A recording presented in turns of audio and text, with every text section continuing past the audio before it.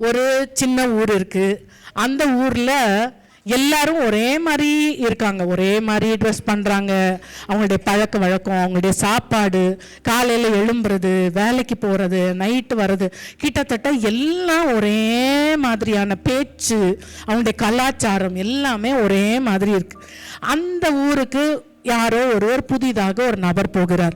அவருடைய ட்ரெஸ் வேறு மாதிரி இருக்குது, அவருடைய பேச்சு வேறு மாதிரி புரியுது, ஆனால் அது கொஞ்சம் வேறு மாதிரி இருக்கிறது, பார்க்கவே வேறு மாதிரி இருக்கிறாரு. நட உட பாவனை கலாச்சாரம் சாப்பாடு எல்லாமே வித்தியாசமாக இருக்குது. அப்படின்னா அவரை பார்க்குற முதல் ஆள் என்ன செய்வாங்க? ஒன்று நேராக வந்து யாருங்க நீங்கள், உங்களுக்கு என்ன வேணும் அப்படின்னு சொல்லி ஒரு வேளை கேட்பாங்க.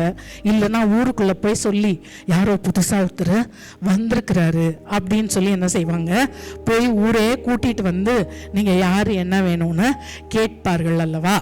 இன்றைக்கு இதுதான் இயேசுவும் அவருடைய பிள்ளைகளுக்கும் இப்படி தான் இருந்தது இந்த உலகம். இயேசு கிறிஸ்துவை இந்த உலகத்தில் அடிக்கடி கேட்ட முதல் கேள்வி, நீர் யார்? அப்படி தான் கேட்டாங்க. யோவான் 8:25 வசனத்தில் யூதர்கள் இயேசுவை பார்த்து, நீ யார்ப்பா, எங்கேருந்து வரீங்க, எதுக்காக வந்திருக்கிறீங்க, நீர் யார் என்று சொல்லி கேட்டாங்க. யோவான் 19:9 பிலாத்து, நீ எங்கே இருந்து வருகிறாய், நீ எங்க இருந்து வர, நீ யாரு அப்படின்னு சொல்லி கேட்டார். யோவான் 10:24 யூதர்களால தாங்க முடியல, அவங்க சொல்றாங்க, எது வரைக்கும்பா எங்களுக்கு சந்தேகம், நீர் யாருன்னு எங்களுக்கு தெரியலையே, நீர் கிறிஸ்துவானால் எங்களுக்கு தெளிவா சொல்லும், நீர் யாருன்னு சொல்லி கேட்டார்கள். அருமையான தேவனுடைய ஜனமே, இதே கேள்விய யோவான் ஸ்நானனை பார்த்தும் கேட்டார்கள். யோவான் ஸ்நானன் ஒருத்தர் வந்திருக்கிறாரு, அவர் பிரசங்கம் பண்றாரு, அவர் ஞான ஸ்நானம் கொடுக்கிறாரு அப்படின்லாம் அறிந்த யூதர்கள் எருசலேமிலிருந்து அவர் ஞான ஸ்நானம் கொடுத்த இடத்துக்கு என்ன செய்யறாங்களாம், ஆட்களை அனுப்புறாங்க. ஆசாரியரையும் லேவியரையும் யோவான் 1:19 அனுப்பி நீர் யார் அப்படின்னு சொல்லி கேட்கிறாங்க. அப்புறம் 22ஆம் வசனத்துல, நாங்கள் எங்களை அனுப்பினவருக்கு போய் என்ன செய்யணும், தெளிவாக பதில் சொல்லும்படிக்கு நீர் யார் என்பதை எங்களுக்கு சொல்லும் அப்படின்னு சொல்லி கேட்டாங்க. இன்னைக்கு உங்களையும் என்னையும் பார்த்து உலகம் நீ யார் அப்படின்னு கேட்குதா, இல்லை உலகத்தை போலவே அந்த ஊரை போலவே நம்ம வாழ்ந்து கொண்டிருக்கிறோமா?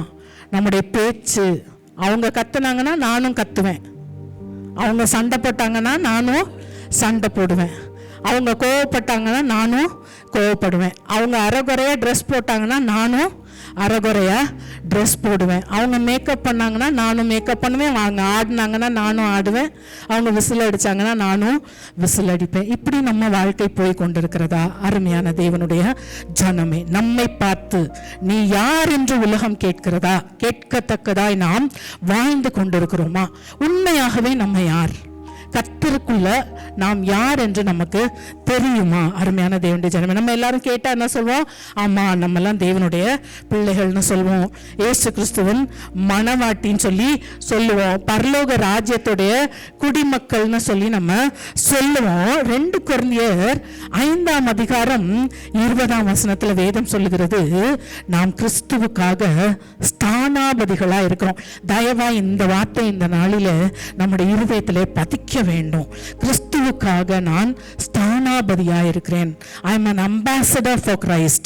அவரை நான் இந்த பூமியில பிரதிபலிக்கும்படிக்கு, அந்த ராஜ்யத்திற்காக நான் பரிந்து பேசும்படிக்கு நான் இந்த உலகத்துல இருக்கிறேன் அப்படின்றது நமக்கு தெரியுமா? அதே 2 கொரிந்தியர் 5:18 வசனங்கள் வரைக்கும் பார்க்கும்போது பிதாவாகிய தேவன் என்ன செய்தாராம், இயேசு கிறிஸ்துவை கொண்டு நம்மை அவரோட கூட ஒப்புரவாக்கி கொண்டார். இயேசு கிறிஸ்துவை இந்த பூமிக்கு பிதாவாகிய தேவன் முதல்ல ஒரு ஸ்தானாபதியாக, அம்பாசடராக, அம்பாசடர் அப்படின்னு சொல்லி என்ன சொன்னா என்ன அப்படின்னா, இப்போ இந்தியன் அம்பாசடர்ஸ், இந்தியாவுடைய பிரதிநிதி உலகத்தின் எல்லா நாடுகளிலும் இருப்பாங்க.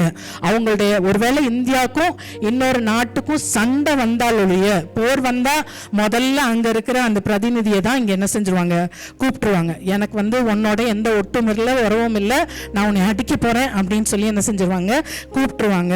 ஸோ இந்தியாவுடைய பிரதிநிதி எல்லா நாடுகளிலும் இருப்பாங்க, அதுதான் அம்பாசடர். ஸோ நம்ம எல்லாரும் பரலோகத்தின் பிரதிநிதிகளாய், அந்த அம்பாசடர்ஸா, நம்ம ஸ்தானாபதிகளாய் இந்த பூமியில் இருக்கிறோம். நமக்கு முன்பாக ஸ்தானாபதியாக பிதாவானவர் இயேசு கிறிஸ்துவை இந்த பூமிக்கு அனுப்பி, எதற்காக அந்த ஸ்தானாபதி, அதாவது இப்போ இந்தியன் அம்பாசடர் இன்னொரு கண்ட்ரியில் இருக்காங்க, ஒரு அமெரிக்காவில் இருக்காங்கன்னு வச்சுக்கோங்களேன். அங்கே அமெரிக்காவில் இருக்கிற இந்தியன்ஸ் அவங்களுக்கு என்ன ஹெல்ப் வேணும்னாலும் என்ன செய்யணும், போய் அந்த தூதுவரை தான் அவங்க என்ன செய்யணும், போய் அணுகணும். அவர் தான் என்ன செய்வார், அவங்களுக்கு எல்லா ஹெல்ப்பும் பண்ணுவார். அங்கேயும் பேசுவார், அமெரிக்காவோடையும் பேசுவார், இங்கே இந்தியா கவர்மெண்ட்டோடையும் பேசி அவங்களுக்கு வேண்டிய எல்லா ஹெல்ப்பையும் பண்ணுகிற, அவர் ஒப்புரவாக்குகிற ஒரு ஊழியம். அதாவது அவங்களையும் அந்த தேசத்தையும் இணைக்கிற ஒரு வேலை செய்கிறவர் அந்த தூதுவர் என்று சொல்லி நம்ம பார்க்கிறோம். அந்த இயேசு கிறிஸ்துவுக்கு அந்த ஒப்புரவாக்குதலின் ஊழியத்தை கொடுத்தார். அதை நிறைவேற்றின பிறகு அந்த அதுல சொல்லி இருக்குது, ஒப்புரவாகுதலின் ஊழியத்தை ஆண்டவர் நமக்கும் கொடுத்தாராம். என்ன செய்தாராம், நமக்கு ஒப்புக்கொடுத்த, எங்களுக்கு ஒப்பு கொடுத்தார் என்று சொல்லி அவர் பவுல் அங்க எழுதுகிறார். 19ஆம் வசனத்துல பார்க்கிறோம், ஒப்புரவாகுதலின் உபதேசத்தை ஒப்புவித்தார். எப்படி ஒப்புரவாக்கணும் அப்படின்றதற்கு இந்த வேதாகமத்தில் எழுதி அதை என்ன செய்தாராம், ஒப்புவித்தார் என்று சொல்லி பவுல் எழுதுகிறார்.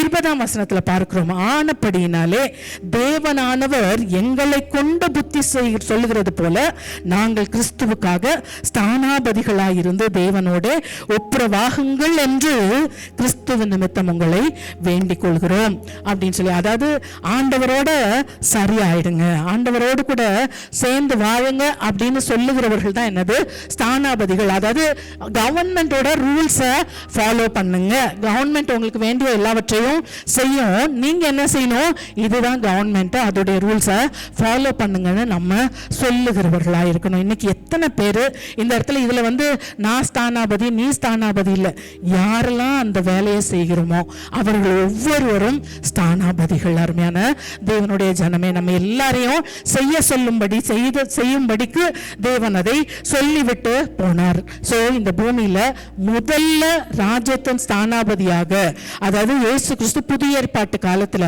அவர் இந்த பூமிக்கு அனுப்பப்பட்டதை நாம் பார்க்கிறோம். யோவான் 6:38 இயேசு சொல்லுகிறார், என் சித்தத்தின்படி அல்ல, என்னை அனுப்பினவருடைய சித்தத்தின்படி செய்யவே நான் வானத்திலிருந்து இறங்கி வந்தேன். இங்க இப்ப இந்தியால இருந்து ஒரு அம்பாசிடர் போய் அமெரிக்கால இருக்கிறாரு அப்படின்னா அவர் தன்னுடைய இஷ்டத்துக்கு ஒரு ரூலை போட்டுக்கிட்டு தன்னுடைய இஷ்டத்திற்கு பேசிக்கொண்டு, அவரை பார்த்தாலே அங்க என்னத்தை தான் அவர் அங்க பிரதிபலிக்கிறார், இந்தியாவை அவர் அங்க ரெப்ரசன்ட் பண்ணுகிறவராய் இருக்கிறார். அவர் இஷ்டத்திற்கு அவர் அங்க ஒன்றும் செய்ய முடியாது. அது போலதான் இயேசு சொல்றாரு, நான் என்னுடைய சுயமா ஒண்ணுமே செய்ய முடியாது, நான் பிதாவின் சித்தம் என்னை எதற்காக அனுப்பினாரோ அதை செய்வதற்காக வந்தேன் சொல்லுகிற இயேசு யோவான் 20:21 பிதா என்னை அனுப்பினது போல நானும் உங்களை அனுப்புகிறேன் அப்படின்னு சொல்லி சொல்லுகிறத பார்க்கிறோம். பிதா இயேசு கிறிஸ்துவை இந்த உலகத்திற்கு ஸ்தானாபதியாய் அனுப்பினது போல பிதா குமாரனானவர் அந்த இயேசு கிறிஸ்துவானவர் சீஷர்களை அனுப்புகிறார். அந்த சீஷர்களுக்கு சொன்ன வார்த்தை தான் நமக்கும். அவர் நம்ம என்ன செய்யறார், இந்த உலகத்திற்கு ஸ்தானாபதிகளாய் அனுப்புகிறார். இன்றைக்கு ஒரு ஸ்தானாபதியாய் இயேசு கிறிஸ்து இந்த உலகத்துல என்ன செய்தார்னு ஒரு 5 விஷயத்தை தான் நம்ம இன்னைக்கு ரொம்ப சிம்பிளா நம்ம பார்க்க போகிறோம். ஏன்னா நம்ம நிறைய கேட்டுட்டு நிறைய எனக்கு இங்க எப்படின்னா நிறைய ஓவர்லோடா இருக்குது, ஆனா எதுவுமே செயல்படுத்துறது இல்லை அப்படின்றது ஒரு பெரிய ஆதங்கம் எனக்கு இருக்கிறது.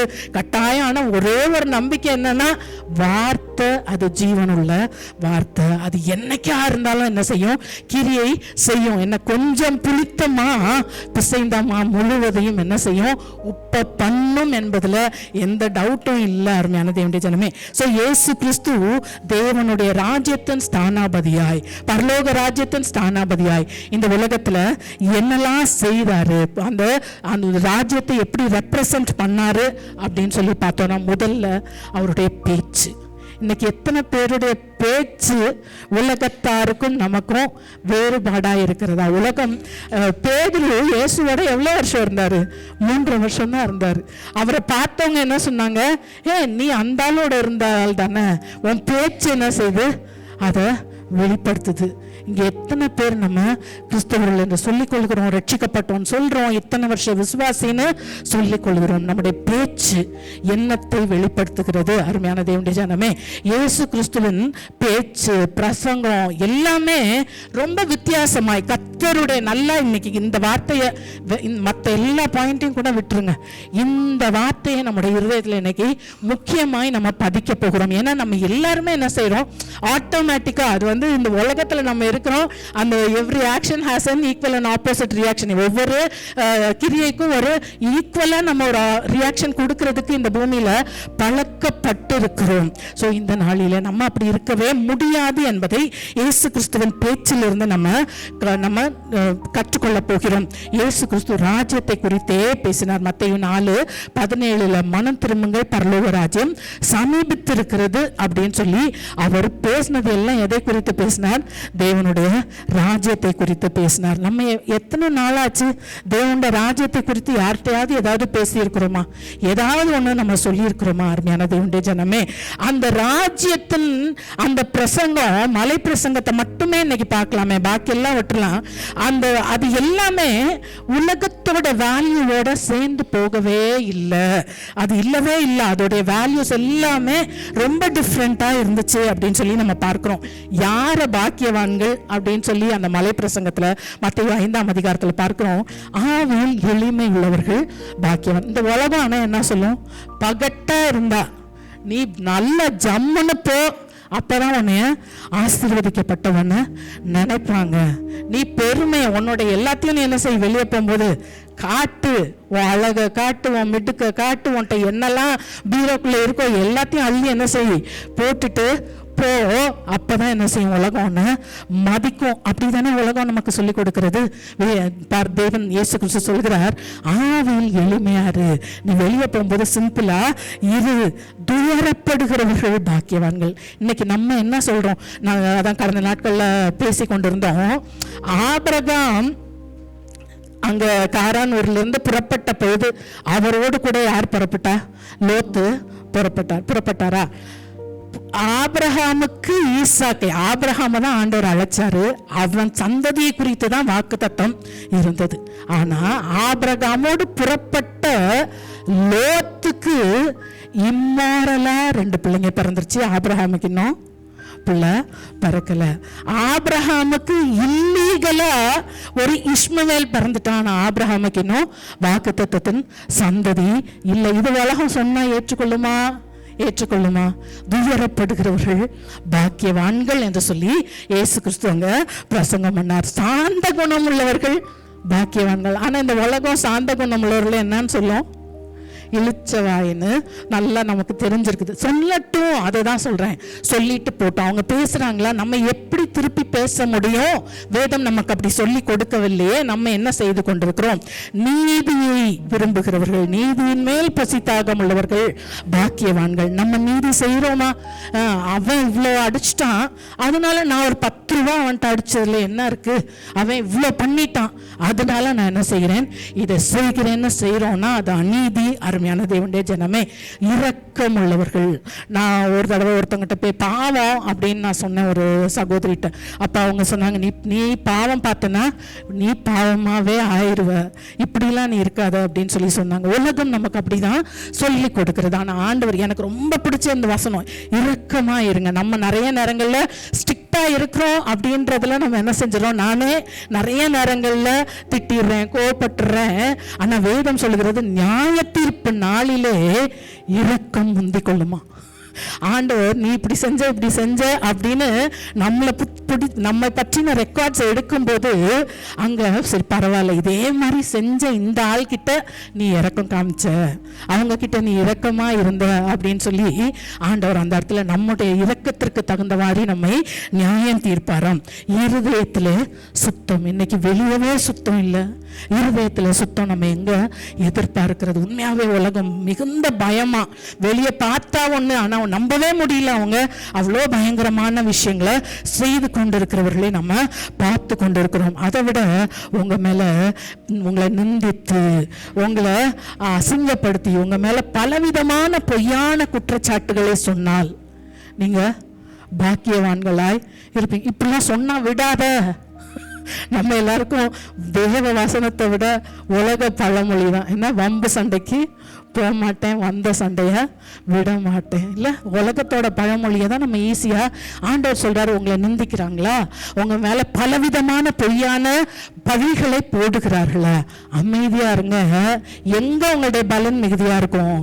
பரலோக ராஜ்யத்தில், உலகத்தில். ஆனால் இன்னைக்கு உண்மையாக சொல்கிறேன், எனக்கு இதெல்லாம் பற்றி இன்னுமே கர்த்தருக்குள்ளே வளருகிற பிள்ளைங்க கூட இன்னும் என்னை இப்படி சொல்லிட்டாங்க அப்படி சொல்லிட்டாங்கன்னு அழறதை பார்க்கும்போது எனக்கு இன்னும் வளரலையே. கர்த்தருடைய வார்த்தையில் இன்னும் சொல்லுவாங்கன்னு தானே பைபிள் சொல்லுது.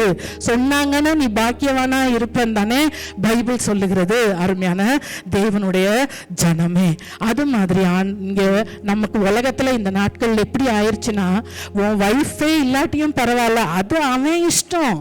அவன் 10 பேரை வச்சுப்பான், 100 பேரை வச்சுப்பான். உலகம் சொல்லுது, பைபிள் சொல்லுது, நீ இச்சையோட ஒரு ஸ்திரியை பார்த்தால் அவ்வளவுதான், நீ தப்பு செஞ்சிட்ட அப்படின்னு சொல்லி பைபிள். யோசிச்சு பாருங்க, உலகத்தோட ஸ்டாண்டர்ட்ஸும் நம்மளுடைய ஸ்டாண்டர்ட்ஸும் எவ்வளோ டிஃப்ரெண்ட்டாக இருக்கிறது.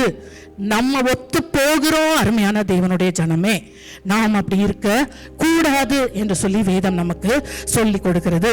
அது மாதிரி சத்துருவ ஸ்நேகி, சத்துருவ ஆசீர்வதி, அவங்களுக்காக ஜெபம் பண்ணு, அவங்களுக்கு நன்மை செய். உலகம் என்ன சொல்லி கொடுக்கிறது நமக்கு? யோசிச்சு பாருங்களேன். நம்ம எப்படி நீ அவனை பேச விட்டு நீ கேட்டுட்டு வந்த. இன்னைக்கு பேரண்ட்ஸ் பிள்ளைங்களுக்கு அப்படிலாம் சொல்லி தராங்க. பரவாயில்ல, தாவீதை சொல்றாரு, எனக்கு அது ரொம்ப பிடிச்ச வசனம். தாவீதை சீமையை தூஷித்த போது அவன் என்னை இப்படிலாம் தூஷிக்கணும்னு ஆண்டவர் வச்சிருக்கிறாரு. அவன் நிந்தித்த நிந்தைக்கு பதிலான நன்மையை கர்த்தர் எனக்கு செய்வார். அப்போ அதெல்லாம் பெரிய ஃபார்முலா. நம்மளை பற்றி இப்படிலாம் பேசுகிறாங்க, இப்படிலாம் பண்ணுறாங்க அப்படின்னா அதற்கு ஏற்ற பலனை அது எல்லாம் எதுவுமே ஆண்டவர் கணக்கில் வைக்காம இல்லை. அதுதான் நான் சொல்கிறேன். நம்ம எப்பவுமே நான் ஏதோ ஒரு தனி ஆள் மாதிரியும், நான் ஒரு பெரிய மலை மாதிரியும், நான் ஏதோ பெரிய கோட்டம் மாதிரியும், நான் பெரிய ஆள் மாதிரியும் யோசிக்கிறனால தான் நமக்கு இதெல்லாம் ஈகோவா நம்மளை இடிக்குது. நான் ஒன்றுமே இல்லை, நான் கிறிஸ்துவுக்குள் என்ன செய்கிறேன், என்னை ஒழித்து கொண்டிருக்கிறேன். என்னை சொல்றாங்கன்னா அது யாரை சொல்றாங்க? உனக்கு விரோதமாய் விரல் நீட்டினால். அவங்க யாருக்கு விரோதமா விரல் நீட்டுறாங்க? ஆண்டவருக்கு விரோதமா. அதனால நம்ம என்ன செய்யணும்? நம்முடைய அந்த மெச்சூரிட்டி, நம்முடைய நம்ம பக்குவப்பட்டவர்களா இருந்தா, ஆண்டவரே தெரியாம பேசுறாங்கப்பா, அவங்களுக்கு தெரியல, அதனால அவங்கள மன்னிச்சிருங்க அப்படின்னு தான் நம்ம என்ன செய்வோம்? ஜெபம் பண்ணுவோம்.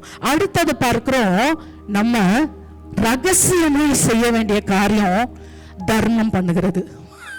தர்மம் பண்ணுகிறது என்ன செய்யணுமா? ரகசியமாய். உன்னுடைய வலது கை செய்கிறதே இடது கை என்ன செய்யக்கூடாது? அறிய கூடாது. இதை பற்றி நான் அதை செய்கிறேன், இவ்வளோ செஞ்சுட்டேன் அவ்வளோ செஞ்சுட்டேன்னு போய் சொல்லி கொண்டுராதே. ரெண்டாவது, ஜெபம் பண்ணுகிறது ரகசியமாய் நம்ம செய்ய வேண்டிய காரியம். மூன்றாவது, உபவாசம் பண்ணுகிறது ரகசியமாய் நாம செய்ய வேண்டிய காரியம். இதெல்லாம் ஆனால் இன்னைக்கு உலகத்தில் இது எல்லாமே வேற மாதிரி போய் கொண்டு இருக்கிறது. அது யார் எப்படி வேணா கொண்டு போகட்டும். உங்களுடைய என்னுடைய வாழ்க்கையில இது எல்லாம் அப்படியே இருக்கட்டும். அருமையான தேவனுடைய ஜனமே, அது போல சாப்பாடை குறிச்சி, ட்ரெஸ்ஸை குறிச்சி, என்னத்தை உண்பா என்னத்தை குடிப்பேன்னு சொல்லி என்ன செய்யாத, கவலைப்படாத. அதெல்லாம் அவருக்கு தெரியும். அது மாதிரி ஒரு கன்னத்தில் அறைந்தால் என்ன செய், இன்னொரு கண்ணத்தை காண்பி. உன்னுடைய சால்வை எடுத்துக்கொள்ளணுமா, இந்த இதையும் சேர்த்து எடுத்துக்கோ. நீ வா என் கூட, இவ்வளோ தூரம் நீ வந்துதான் ஆகும், வரியா, சரி வா, இவ்வளோ தூரம் நான் இன்னும் கொஞ்சம் கூட வரேன் அப்படின்னு சொல்லி நம்ம விட்டு கொடுக்க நமக்கு தெரிகிறதா? அது மாதிரி யாரையும் நம்ம விரல் நீட்டி என்ன செய்ய வேண்டாம், குறை சொல்ல வேண்டாம். இதுல ரொம்ப முக்கியமான ஒரு விஷயம், மத்தேயு 7ஆம் அதிகாரம் 12ஆம் வசனம். எல்லாரும் வேதத்தில் அதை திருப்புங்க. மத்தேயு 7:12. மத்தேயு 7:12. மனுஷர் உங்களுக்கு என்ன செய்ய விரும்புகிறீர்களோ அவைகளை நீங்களும் அவர்களுக்கு செய்யுங்கள், இதுவே நியாய பிரமாணமும் தீர்க்க தரிசனங்களுமாம். இந்த ஹோல் பைபிள், முழு வேதாகமும் அதுல அடங்கிருச்சு. இப்போ நான் ஒன்று கேட்குறேன், நீங்கள் ஒருத்தவங்களை இழிவாக பேசுகிறீங்களே, உங்களை இழிவாக பேசினா நீங்கள் தாங்குவீங்களா? நீங்கள் ஒருத்தவங்களை அவ்வளோ முட்டாளே அறிவில்லாதவங்களேன்னு சொல்கிறோமே, அவங்க நம்மளை சொன்னால் நம்ம தாங்குவோமா?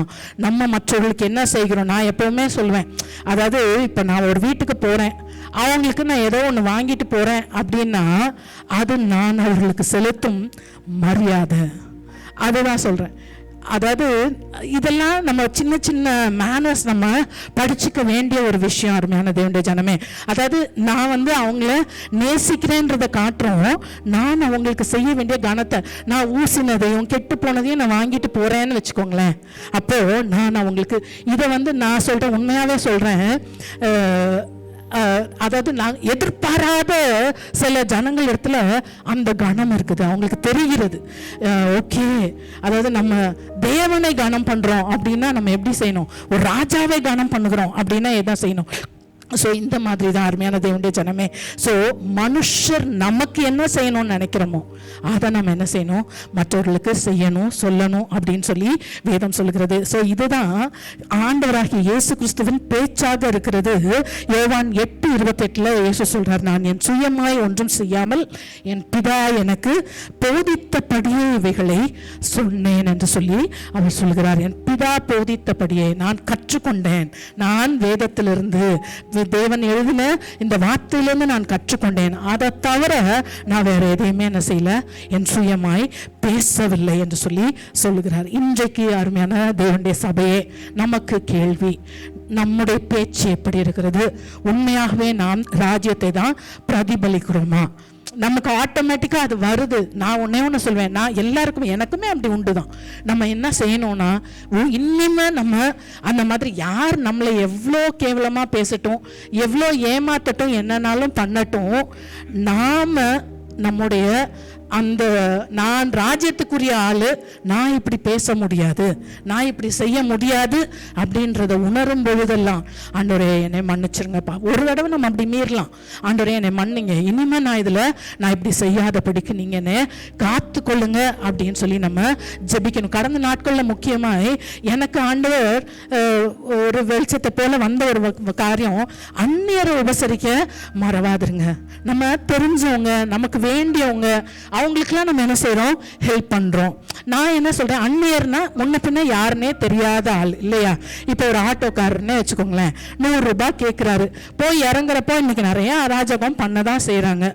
100 ரூபாய்க்கு பேசிட்டு வந்துட்டு நான் 120 ரூபா கேட்டேன் அப்படின்னு சொல்கிறாங்கன்னா, அவர் டிஜிஎஸ் தினகரன் சொல்கிறார், நான் அப்படிப்பட்டவங்களோட ஆர்கியூ பண்ணுறதில்ல, எனக்கு அவரோட சண்டை போடுறதுக்கு எனக்கு 5 நிமிஷம் நான் வேஸ்ட் பண்ணுறதுக்கு நான் ரெடியாக இல்லை. அதனால் நான் என்ன செய்கிறேன்? கொடுத்துட்டு போகிறேன். அந்நியருக்கு செய்கிறது இதெல்லாம் நான் தான், யாருன்னே தெரியாது. ஒரு போர்ட்டர் வெயிட்டை தூக்கிட்டு வராரு, அவர் 100 ரூபாய் பேசுறாரு, 105 110 இருந்தாப்பா ஒரு டீயை குடி, ஒரு 10 ரூபாய் சேர்த்து கொடுத்தா அதுதான் நற்கிரியைகளின் மூலமாய் ஆண்டவரை வெளிப்படுத்தணும். வேற எப்படி தான் நம்ம ஆண்டவரை அவங்களுக்கு காண்பிக்க போகிறோம் சொல்லுங்களேன்?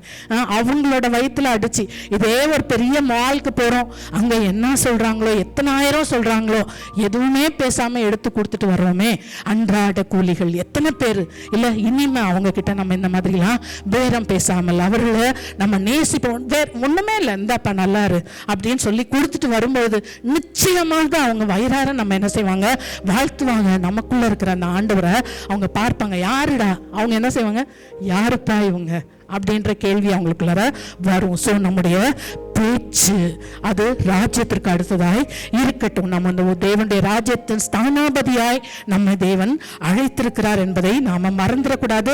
ஸோ ஸ்தானாபதிகள் எப்படி பேசணும் என்பதை வேற எங்கேயும் போக வேண்டாம், மலை பிரசங்கம் மத்தேயு 5-7 வரைக்கும் படித்து அதை நம்ம பிரதிபலிக்க ஆண்டவர் நமக்கு உதவி செய்வாராக. அடுத்தது இயேசு கிறிஸ்துவின் கிரியைகள், அது தேவனை வெளிப்படுத்தக்கூடியதாக இருந்தது. யோவான் 1:18 தேவனை ஒருவனும் ஒரு காலம் கண்டதில்லை, பிதாவின் மடியில் இருக்கிற ஒரே பேரான குமாரனே அவரை வெளிப்படுத்தினார். இன்னைக்கு உங்களையும் என்னையும் பத்தி அப்படி சொல்லிட முடியுமா? அதாவது இயேசு இன்னொரு இடத்துல சொல்றார், யோவான் 14:9 என்னை கண்டவன் பிதாவை கண்டான் என்று சொல்லி சொல்கிறார். ஸோ பிதாவுடைய பரிசுத்தம், பிதாவுடைய மனதுருக்கம், பிதாவின் இரக்கம், பிதாவின் அன்பு, இது எல்லாம் அவரிடத்திலிருந்து வெளிப்பட்டது. இல்லை அப்போஸ்தலர் 10:38 இயேசு கிறிஸ்து நன்மை செய்கிறவரா என்ன செய்தாரா?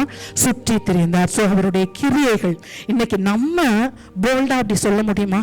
நான் செய்கிறது எல்லாமே என்னது? என்னை கண்டவன் பிதாவை கண்கிறான்.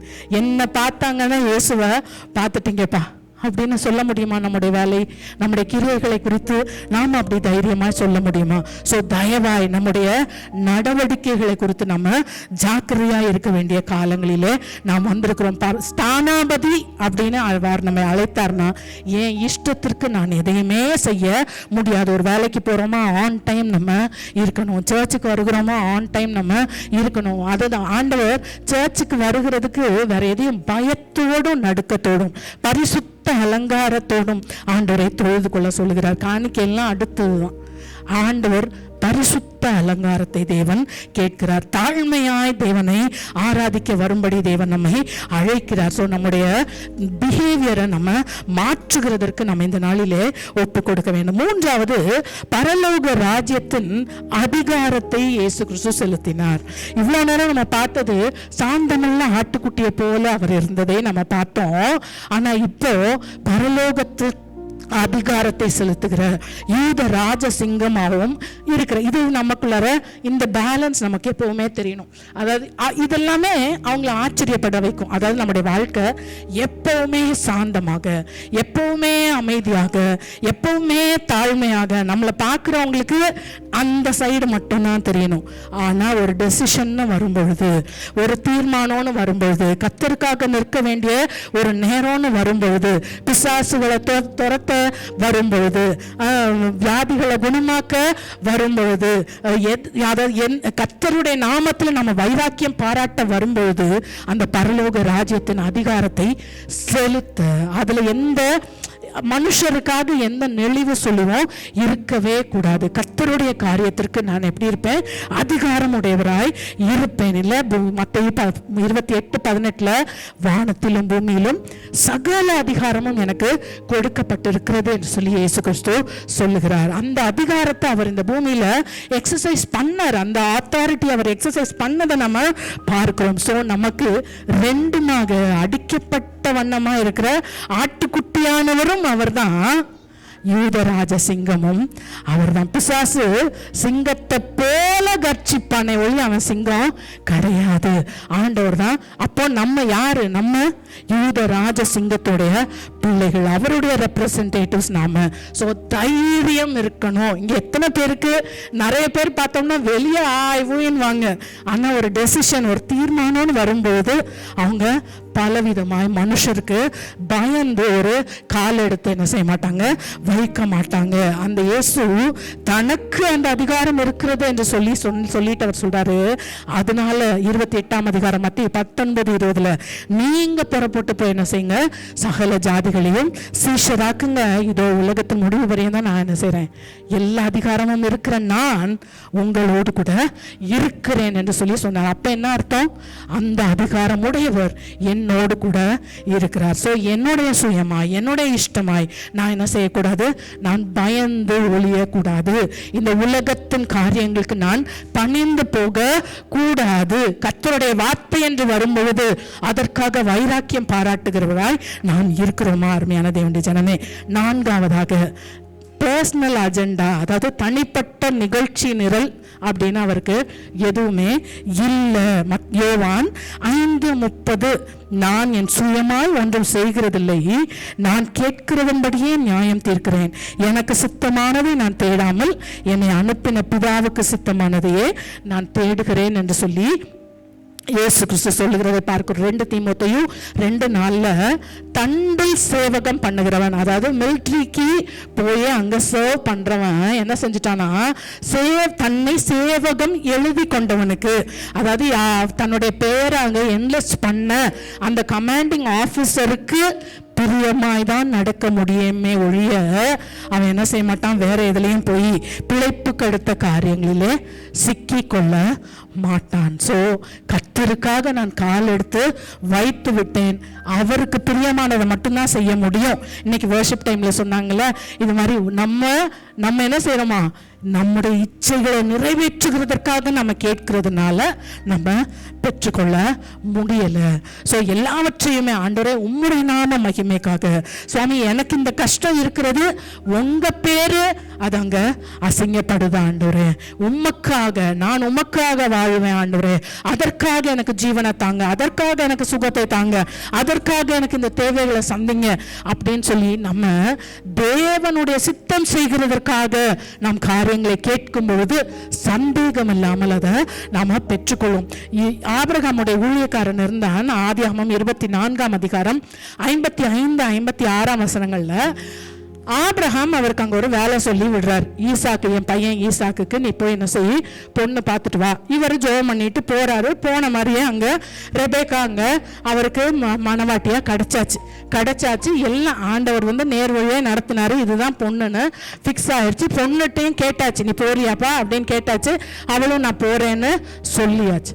அதுக்கு பிறகு என்ன நடக்குது, அவங்க வீட்டார், அவளுடைய பொண்ணுடைய தாயும் சகோதரரும் என்ன செய்யறாங்கன்னா, ஐயோ என்னப்பா திடுதுப்புன்னு வந்தீங்க, பொண்ணை ஃபிக்ஸ் பண்ணீங்க, கையோட கூட்டிட்டு போறேன்னு சொல்றீங்களே, ஒரு 10 நாள் கொஞ்சம் ஒரு 10 நாளாவது என்ன செய்யுங்க, பொண்ணு எங்க கூட இருக்கட்டும். நம்மளா இருந்தா என்ன செய்வோம், நம்மளா இருந்தா என்ன செய்வோம், நமக்கு அதுலயும் அவர் எங்கேயோ இருந்து பிரயாணப்பட்டு 10 ஒட்டகங்களையும் அவ்வளோ பொருட்களையும் கொண்டு வந்திருக்கிறாரு. திருப்பி அவ்வளோ தூரம் அவரு போய் சேரணும். நம்மளா இருந்தா என்ன செய்வோம், அப்பாடா வந்த வேலை முடிஞ்சிருச்சு, இவங்க இவ்வளோ தூரம் நம்மள கேட்டு கொள்றாங்க, நல்லா படுத்து ரெஸ்ட் எடுத்துவாங்க. ஆபிரகாம் வீட்டு வேலைக்காரன் இவர். அங்க போனா வேலை இருக்கும், இங்க ஒரு 10 நாள் இருந்து ரெஸ்ட் எடுத்து சாப்பிட்டுட்டு போலாம் அப்படின்னு சொல்லி நம்ம தான் இருந்திருப்போம். இவர் என்ன சொல்லுகிறாருன்னு சொல்லி பாருங்களேன். அவர் சொல்றாரு, கர்த்தரின் பிரயாணத்தை வாய்க்க பண்ணி இருக்க நீங்கள் எனக்கு தடை செய்யாதிருங்கள், நான் என் எஜமான இடத்திற்கு போக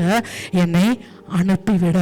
வந்த வேலை முடிஞ்சிச்சு, என்னை இருக்கலாம் சொல்லாதீங்க. ஐயோ ஆண்டவரே வழி விட்டுட்டாருப்பா, நீங்க என்ன செய்யாதீங்க, தடை செய்யாதீங்க, நான் என்ன செய்யறேன், போயிட்டு வரேன். இன்னைக்கு எத்தனை பேர் ஒரு இடத்துக்கு போறோம், ஒரு வீட்டுக்கு போறோம், அங்க போன வேலை முடிஞ்சிச்சா எந்திரிக்கிறோமா?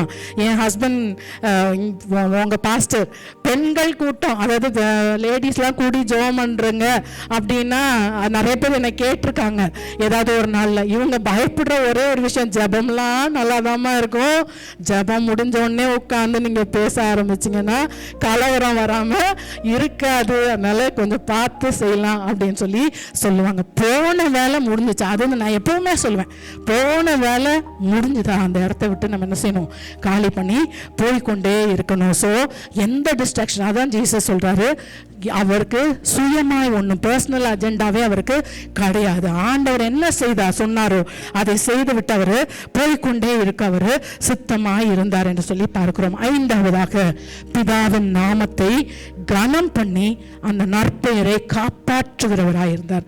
அருமையான தேவனுடைய ஜனமே, அவருடைய ரெப்ரசன்டேட்டிவ், நான் ஒண்ணு சொல்றேன், இந்தியா உடைய ரெப்ரசன்டேட்டிவா இன்னொரு நாட்டில் போய் இருந்துட்டு குடிச்சு கடந்து படுத்து ரோட்ல கடந்தா எப்படி இருக்கும்னு யோசிச்சு பாருங்க. இந்தியா அந்த ரெப்ரசன்டேட்டிவ் என்ன செய்யறாரோ அது அங்க இந்தியன் கவர்மெண்ட்டை அது பாதிக்கும். அருமையான தேவனுடைய ஜனமே, நாம் தேவனுடைய நாமத்திற்கு நாம கனத்தை கொண்டு வருகிறோமா, அல்லது நம்முடைய பெயரும் நம்முடைய பேச்சும் நம்முடைய செய்கைகளும் கனவீனப்படுத்துகிறதா? யோவான் 17:6 ஜீசஸ் எல்லாவற்றையும் முடித்துட்டு பிதா கிட்ட சொல்றாரு, நீ உலகத்தில் தெரிந்தெடுத்து எனக்கு தந்த மனுஷருக்கு நான் என்ன செஞ்சேன், உங்களுடைய நாமத்தை மகிமைப்படுத்தின. ஆண்டவரே, இந்த உலகத்துல எனக்கு நீங்க கொடுத்த இந்த வருஷங்கள்ல நான் உம்முடைய நாமத்தை நான் என்ன செய்தேன், மகிமைப்படுத்தினேன் என்று சொல்லி சொல்கிறார். ஜீசஸ் அந்தந்த காரியங்களிலே பயங்கரமாய் பிதாவின் வீட்டை இல்ல யோவான் 2:13-17 வரைக்கும் தேவனுடைய ஆலயத்துல புறா விற்றாங்க, ஆடு மாடெல்லாம் விற்கிறாங்க. அந்த இடத்துல அவர் என் பிதாவின் வீட்டை இப்படி கள்ளர் கொகை ஆக்குறீங்களேன்னு சொல்லி ஒரு சவுக்கை உண்டு பண்ணி, அதுதான் சொல்றேன், ஆட்டுக்குட்டியை போலவும் இருக்கணும், சிங்கத்தை போலவும். கர்த்தருடைய வீடு அப்படின்னா அங்க சில ஒழுங்குமுறைகள், பயந்து நடக்க வேண்டிய காரியங்கள் அங்க இயேசு செய்தார். மத்தேயு 23 நம்ம ஜீசஸோட லைஃபை நம்ம பார்த்தோம்னா, பாவியை கூட அவர் என்ன செய்யாத, இனிமே பாவம் செய்யாத சிரிப்போ அப்படிதான் சொன்னார். ஆனா யாரெல்லாம் பாஸ்டர் வேஷம் போட்டு தப்பு பண்ணிட்டு இருந்தாங்களோ அவங்கள மட்டும்தான் ஜீசஸ் திட்டினார். அதனால உண்மையா சொல்றேன், தயவு செய்து ஊழியம் செய்கிறேன் என்று சொல்லி கொண்டிருக்கிற நாம் அதிக அடிகள் படாதபடிக்கு அத பயத்தோடும் நடுக்கத்தோடும் செய்யணும். மத்தேயு 23 வெள்ளை அடிக்கப்பட்ட கல்லறையே என்றாரு. நீ மட்டும் நரகத்துக்கு போல உன் கூட வருகிற பலரையும் நீ நரகத்துக்கு இழுத்துட்டு போறன்னு சொல்லி சொல்லுகிறதை பார்க்கிறோம். இன்றைக்கு உலகம் அப்படிப்பட்ட உலகமாய் போய் கொண்டிருக்கிறது. ஸோ அதுல இயேசு கிறிஸ்து எந்த பட்சபாதமும் பண்ணல. அவர் தலைவர்களை திட்டுகிறவராய் இருந்தார். அவர் தன்னுடைய வார்த்தையை, பிதாவின் வார்த்தையை கனம் பண்ணார். மத்தேயு 5 17-19 வரைக்கும் அவர் சொல்கிறார், வானமும் பூமியும் ஒளிந்து போனாலும் இந்த நியாயப்பிரமாணத்தில் இருக்கிற ஒரு எழுத்தாகிலும் ஒரு எழுத்தின் உறுப்பாகிலும் என்ன செய்யாது, ஒளிந்து போகாது. இதெல்லாம் நிறைவேற்றுகிறதற்கு தான் நான் வந்தேன் என்று சொல்லி தேவனுடைய வார்த்தையை, அவருடைய நாமத்தை மகிமைப்படுத்துகிறவராய் இருந்தார். என்ன 5 விஷயம் பார்த்தோம். தேவனுடைய ராஜ்யத்தின் பிரதிநிதியாய் அவர் பேச்சு ராஜ்யத்தை குறித்ததா இருந்தது. அவருடைய செய்கை ராஜ்யத்தை குறித்ததா இருந்தது. ராஜ்யத்தின் அதிகாரத்தை அவர் யூஸ் பண்ணாரு. தனக்கென்று தனிப்பட்ட வெறுப்புகளை அவர் செயல்படுத்தல. 5வதாக பிதாவுடைய நற்பெயருக்கு களங்கம் வராதவராய், அதற்கு மகிமையை கொண்டு வருகிற விதமாய் அவர் வாழ்ந்ததை நம்ம பார்க்கிறோம். சோ முதல்ல நம்ம பார்த்தோம், அவர் இந்த உலகத்துக்கு வந்தப்போ அவரை எல்லாரும் என்ன செய்தாங்க, முதல்ல கேட்ட கேள்வி யாரு, நீ யாரு யாரு யார்.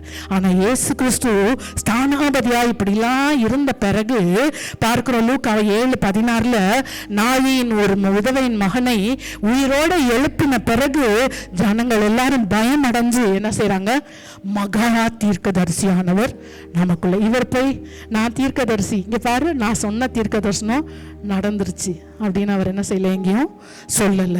ஜனங்கள் இவர் செய்த செய்கைகளை பார்த்து மகா தீர்க்கதரிசியானவர் நமக்குள்ளே தோன்றி இருக்கிறார் என்று சொல்லி ஜனங்கள் சொல்லி கொண்டாங்க. யோவான் 4:29 சமாரியா ஸ்திரீ தன் ஊரார் இடத்துல போய் நான் செஞ்சதெல்லாம் இவர் சொல்லிட்டாரு, இவர் தான் கிறிஸ்துவா, வந்து பாருங்க. இவர் போய் நான் கிறிஸ்துவன்னு சொன்னாரா, நான் தான் மேசியான்னு சொன்னாரா? இல்ல, அவங்களே என்ன செய்யறாங்க, இவர் செய்த கிரியைகளை பார்த்து கண்டுபிடிக்கிறாங்க. மத்தேயு 14:33 இயேசு கிறிஸ்து கடல் மேல் நடந்து வந்த பொழுது அங்க எல்லாரும் பயமடைகிறாங்க சீஷர்கள். அதற்கு பிறகு அவர் என்ன செய்யறாங்க, நீ தேவனுடைய குமாரன் என்று சொல்லி அவரை பணிந்து கொள்கிறார்கள். மத்தேயு 16:16 பேதுரு சொல்றார், நீ ஜீவனுள்ள தேவனுடைய குமாரனாகிய கிறிஸ்து என்று சொல்லி பேதுரு அறிக்கையிடுகிறார். கடைசியாக யோவான் 20:28 உயிர்த்தெழுந்த இயேசுவை, அவருடைய தழும்புகள் எல்லாம் பார்த்து அந்த தோமா என் தேவனே என் ஆண்டவரே சொல்லி அவரை பணிந்து கொள்கிறார். ஏது இயேசுவை இந்த உலகத்திற்கு அடையாளப்படுத்தியது? அவருடைய பேச்சும் அவருடைய கிரியைகளும். இன்னைக்கு நான் சிலுவையை போட்டுட்டு $1 சிலுவையை போட்டுட்டு போனோடனே கிறிஸ்தவங்கன்னு தெரிந்து கொள்கிறாங்களா? இல்லை நான் நகை போடாத உடனே கிறிஸ்தவங்கன்னு தெரிஞ்சுக்கிறாங்களா? நான் வெள்ளை கட்டினோடனே என்னை கிறிஸ்தவங்கன்னு தெரிஞ்சுக்கிறாங்களா? இல்லை, என்னுடைய பேச்சு கிறிஸ்துவை வெளிப்படுத்துகிறதா? என்னுடைய செய்கை கிறிஸ்துவை வெளிப்படுத்துகிறதா? அருமையான தேவனுடைய ஜனமே, கடைசியாக நம்ம தேவனுடைய ஸ்தானாபதியா இருந்தால் நமக்கு உண்டாகிற ஆசீர்வாதம், முதல் விஷயம் நமக்கு ப்ரொடெக்ஷன், பாதுகாவல். அதாவது இப்போ நான் சொல்றேன்னா, இந்தியன் அம்பாசிடர் இன்னொரு நாட்டில் இருக்கிறாங்க. அந்த நாட்டில் அந்த இந்தியாவுடைய தூதுவரை யாராகிலும் ஒருவர் ஏதாவது ஒன்று பண்ணிட்டா இந்த நாட்டுக்கும் அந்த நாட்டுக்கும் போர் வந்துடும். அது மாதிரி இந்த நாட்டுக்கும் அந்த நாட்டுக்கும் போர் வரப்போகிறது. இப்போ ஆக்சுவலாக ஈரானோடு போர் வருது அப்படின்னு உடனே நிறைய நாடுகள் என்ன செஞ்சாங்க, இவங்களுடைய நாடுகளுடைய தூதுவர்களை வந்துருங்க வந்துருங்க வந்துருங்க அப்படின்னு சொல்லி சொன்னாங்க. ஸோ முதல் காரியம் நமக்கு ப்ரொடெக்ஷன் வரும். சகரியா 2:8 உங்களை தொடுகிறவன் அவருடைய கண்மணியை தொடுகிறான். நாம் தேவனுக்கு எப்போ, நாம் தேவனுடைய ஸ்தானாதிபதிகளாய் அவரை நாம் பிரதிபலிக்கிறவர்களாய் இருக்கும்போது பாருங்களேன், அப்போஸ்தலர் 9:4 சவுல் கிறிஸ்தவர்களை அடிச்சு துன்பப்படுத்தி கொலை செய்து போய்கொண்டே இருந்தா ஜீசஸ் அவருக்கு தரிசனமாய் என்ன செய்றாரு, என்னை ஏன் துன்பப்படுத்துகிறாய்? கிறிஸ்தவர்களை ஏன் துன்பப்படுத்துறேன்னு ஜீசஸ் கேட்கல, என்னை ஏன் துன்பப்படுத்துகிறாய்? அது அவருக்கு தன்னுடைய பர்சனல் ஒரு அட்டாக்காக அவருங்க எடுக்கிறதை நம்ம பார்க்கிறோம். ஆனால் அங்கே பவுலுக்கு அதுதான் ஆண்டவர், ஒரே எவ்வளோ பெரிய மோசமானவராக இருந்தாலும் அங்கே ஆண்டவர் அவங்க கெட்டு போகணும்னு நினைக்கல. அவர் மனம் திரும்புகிறதற்கு ஒரு தருணம் கொடுத்தாரு. சவுலு மனம் திரும்பினார். அந்த சவுல தேவன் பெரிய ஊழியக்காரனாக யூஸ் பண்ணார். அருமையான தேவனுடைய ஜனமே, ஆனால் நமக்கு தொந்தரவு கொடுக்கிறவங்க மனம் திரும்பாம விடாம அதை ரிப்பீட்டடா பண்ணிக்கொண்டே இருந்தால் 2 தெசலோனிக்கேயர் 1:6 உங்களை உபத்திரவப்படுத்துகிறவர்களுக்கு உபத்திரவத்தையும் உபத்திரவப்படுகிற உங்களுக்கு எங்களோடு கூட இளைப்பாறுதலையும் பிரதிபலனாய் கொடுப்பது தேவனுக்கு நீதியாய் இருக்கிறதே அப்படின்னு சொல்லி நம்ம பார்க்கிறோம். ஸோ முதல்ல நம்ம கிறிஸ்துவன் சாணாபதியா இருந்தால் நம்முடைய போக்கையும் வார்த்தையும் அவர் பாதுகாப்பார். நம்முடைய முடியெல்லாம் அவர் எண்ணி வைத்திருக்கிறார். அவருடைய கண்ணன் மணியை போல நம்ம காத்துக்கொள்வது. 2வது நமக்கு தான் சொல்றாரு மத்தேயு 6 அந்த பின்னாடி உள்ள பகுதி ஃபுல்லா முக்கியமாய் 31, 32 உங்களுடைய எண்ணத்தை சாப்பிடுவோன்னு கவலைப்படாதீங்க, எண்ணத்தை உடுத்துவோன்னு கவலைப்படாதீங்க. ஜீசஸ் இந்த உலகத்துல ஸ்தானாபதியா இருந்தார். என்றைக்காவது எதற்காவது கவலைப்பட்டாரா? இல்ல. அவருக்கு வேண்டியது அவருக்கு கிடைத்தது. அருமையான தேவனுடைய ஜனமே, 3வது நம்ம இந்த உலகத்தின் ஒரு அரசரையோ ஒரு பிரதம மந்திரியோ காணணும்னா, நம்ம இப்ப இந்த இந்தியாவுடைய அம்பாசடர் அங்க இருக்கிறாரு அப்படின்னா அவரு டைரக்டா பிரைம் மினிஸ்டர்கிட்ட பேச முடியாது. அவருக்கு சில புரோட்டோகால்ஸ் இருக்கும். அருமையான தேவனுடைய ஜனமே, அதே போலதான் நமக்கு எங்க இருக்கிறோமோ நம்ம அங்க வந்து ஆண்டவரை பார்க்கணும்னு இல்லை, எங்க இருக்கிறோமோ பரிசுத்த ஆவிக்குள் ஜெபம் பண்ணி இயேசு கிறிஸ்து மூலமாய் நம்ம ஜெபம் பண்ணோம்னா டைரக்டா நம்ம எங்க இருக்கிறோமோ அந்த இடத்துல இருந்து நமக்கு பிதாவனுக்கு ஆக்சஸ் நமக்கு கொடுக்கிறார். அருமையான தேவனுடைய ஜனமே, அவருடைய அந்த கிருபாசன தண்டைக்கு நம்ம போகிறதற்கு இயேசு கிறிஸ்துவின் ரத்தம் நமக்கு வழி கொடுத்திருக்கிறது. அந்த யோவான் 16:13 எப்படி, அதாவது எல்லாத்துக்குமே ஒரு என்ன செய்யும் ஃபார்மாலிட்டிஸ் இருக்கும். பரிசுத்த ஆவியானவர் நம்ம எப்படி ஜெபம் பண்ணணும், என்ன சொல்லணும் அப்படின்லாம் நமக்கு என்ன செய்யறாரு சொல்லி கொடுக்கிறார். யோவான் 16:13 அவர் தம்முடைய சுயமாய் பேசாமல் தான் கேள்விப்பட்ட யாவையும் சொல்லி வரப்போகிற காரியங்களை உங்களுக்கு அறிவிப்பார் என்று சொல்லி நம்ம பார்க்கிறோம். ஸோ பரிசுத்த ஆவியானவர் மூலமாய், அதுதான் புரோட்டோகால். நம்ம ஜெபம் பண்ணும்போது என்ன செய்யணும், ஜெபம் அது நான் எப்பவுமே சொல்வேன், பைபிள்ல எழுதினது யாரு? பரிசுத்த ஆவியானவர். ஸோ பைபிள் படிக்கும்போது பரிசுத்த ஆவியானவரே இதை எனக்கு புரிஞ்சுக்கிறதுக்கு ஹெல்ப் பண்ணுங்க, இதை என்னுடைய இருதய பலகையில எழுதுங்கன்னு நம்ம ஜெபம் பண்ணிட்டு படிச்சா அது கண்டிப்பா பிரயோஜனமா இருக்கும். ஜெபம் பண்ணும் போதும் ஆண்டவரே நான் என்னுடைய சுயமா என் இஷ்டத்துக்கு நான் எதுவும் ஜெபம் பண்ணிட வேண்டாம், நீங்க வந்து பரிசுத்த ஆவியானவரை என்னைக்கும் நம்ம கூட இருக்கிறதுக்கு ஆண்டவர் கொடுத்திருக்கிறார். ஆண்டவரே வாங்க நம்ம சேர்ந்து ஜெபம் பண்ணுவோம், எனக்கு ஹெல்ப் பண்ணுங்கன்னு சொல்லும் பொழுது ஆண்டவர் கட்டாயம் நமக்கு ஹெல்ப் பண்ணுவாரு. பரிசுத்த ஆவியானவர் அவர் அதுக்குள்ள பரிசுத்த ஆவிக்குள் ஜெபம் பண்ணோன்னு யூதா 1 கடைசியில ஒரு வசனம் இருக்குது, இயேசு கிறிஸ்து மூலமாய் ஜெபம் பண்ணோம். அதான் சொல்ல என்னுடைய நீதி அங்க பிதாவுக்கு போதாது, ஆனா இயேசு கிறிஸ்து எனக்காக செய்த எல்லாவற்றின் நிமித்தமாக தான் பிதாவானவர் நமக்கு பதில் கொடுக்க போகிறார். ஸோ பரிசுத்த ஆவிக்குள் இயேசு கிறிஸ்து மூலமாய் பிதாவின் இடத்துல நாம் ஜெபிக்க அழைக்கப்படுகிறோம். ஸோ தலைகளை தாழ்த்துவோமா? நமக்கு ஆண்டவர் நம்ம அவருடைய ஸ்தானாபதியாக இருக்கும்போது நம்மை பாதுகாக்கிறார், நம்முடைய எல்லா தேவைகளையும் சந்திக்கிறார். நம்ம இருக்கிற இடத்துல நம்மளை அவ்வளோ பெரிய ஆளா ஆண்டவர் பார்த்து நமக்கு எங்க இருக்கிறோமோ அந்த இடத்துல இருந்தே பிதா, குமாரன், பரிசுத்த ஆவியானவர் நமக்கு பதில் கொடுக்க, நமக்கு உதவி செய்ய அவங்க வல்லவராக இருக்கிறாங்க. இந்த நேரத்துல ஆண்டவரே நான் போகிற பாதை உமக்கு தெரியும் ராஜா, நீங்க என்னை காக்கிற தேவன். அந்த இயேசு கிறிஸ்து ஸ்தானாபதியாய் வந்துட்டார். நீங்களும் நானும் கவலைப்பட தேவையில்லை. நான் ஸ்தானாபதியாய் என்ன பண்ணணும்னு எனக்கு தெரியல, ஸ்தானாபதியாய் வந்து நமக்கு என்ன செய்யணுமோ எல்லாவற்றையும் செய்து இந்த உலகத்தை ஜெயித்து போயிட்டாரு. அதனால ஆண்டவரே அந்த பாதையில நானும் நடக்க எனக்கு உதவி செய்யுங்கன்னு கேட்போமா?